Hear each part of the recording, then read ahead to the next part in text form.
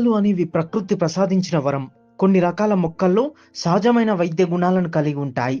తెల్లీశ్వరి మొక్క ఇంట్లో లేదా తోటలో నాటడం ద్వారా పాములు దూరంగా ఉంటాయని, వాటి వాసనకు పాములు పారిపోతాయని చాలామంది నమ్ముతారు.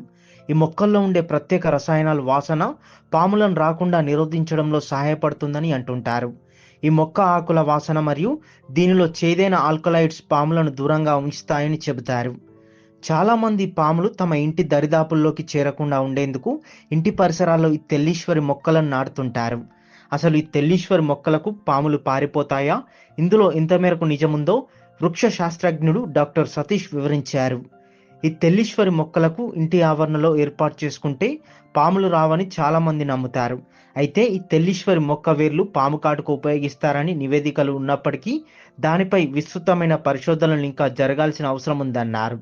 ఈ మొక్క పెరిగిన తర్వాత దానికి పుష్పాలు వచ్చి కాయలు కాస్తుంది. ఆ మొక్కలకు ఉండే కాయలు ఎండిన తర్వాత గాలికి శబ్దాలు చేస్తుంటాయి.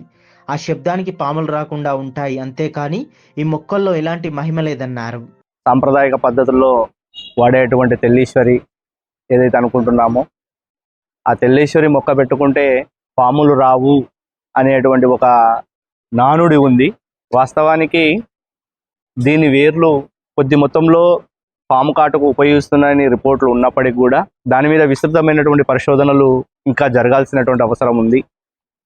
మరి ఎందుకు పెట్టుకుంటారు ఇళ్లలో? ఒక ఫెన్సింగ్ కానీ లేకపోతే ఇళ్లలో ఈ యొక్క తెల్లీశ్వరి మొక్క, దీన్ని సైంటిఫిక్గా మనం చూసినప్పుడు క్రొటలేరియా వెరికోజా అంటారు. ఫాబేసి కుటుంబానికి చెందినటువంటి మొక్క. అయితే ఇది పెరిగిన తర్వాత పుష్పాలు వచ్చి కాయలు కాసిన తర్వాత ఎండిన తర్వాత గాలికి అది చప్పుడు చేస్తూ ఉంటుంది. ఆ సౌండ్కు పాములు వాస్తవానికి రావు. ఎందుకంటే పాములకు చెవులు ఉండవు. అవి శబ్ద తరంగాల ద్వారా మాత్రమే, ధ్వని తరంగాల ద్వారా మాత్రమే ఆ చుట్టుపక్కల ఉండేటువంటి పరిసరాలను గమనిస్తూ ఉంటాయి. ఈ చేసే సౌండ్కు ఇక్కడ ఎవరో ఉన్నారు అనేటువంటి ఒక వ్యవస్థలోకి పాము వెళ్ళిపోతుంది. కాబట్టి ఆ సౌండ్కు మాత్రమే పాములు రావు, కానీ ఆ యొక్క చెట్టు ద్వారా జరిగేటువంటి మహిమ ఏమీ లేదు. వాస్తవానికి వేరు ద్వారా కొంత ఉపయోగం ఉంది అని మనకు చెప్తున్నది. మేము కూడా 2016లో journal of herbs, spices and medicinal plants 2016లో సుమారు 125 జాతుల మొక్కలను antidote botanicals for snake bite అని చెప్పేసి పబ్లిష్ చేయడం జరిగింది. అంటే మన యొక్క దైనందిన జీవితంలో వైద్యము అందుబాటులో లేనప్పుడు, అందుబాటులో ఉన్నప్పటికీ కూడా ఇంకా కొన్ని ప్రాంతాల్లో ట్రైబల్ పీపుల్, ఫోక్లోర్ వాళ్ళందరూ కూడా ఇప్పటికీ వాడుతున్నారు. కాకపోతే ఎంత మేర పనిచేస్తుందా అనేటువంటిది శాస్త్రయుక్తంగా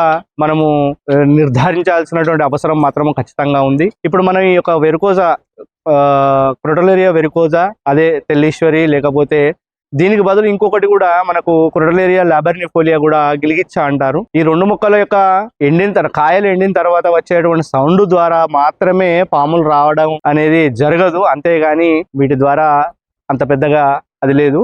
కాకపోతే రూట్స్, వేర్ల ద్వారా మాత్రము ఈ యొక్క పాము కాటుకు ఉపయోగిస్తారని చెప్పేసి రిపోర్ట్లు మాత్రం ఉన్నాయి.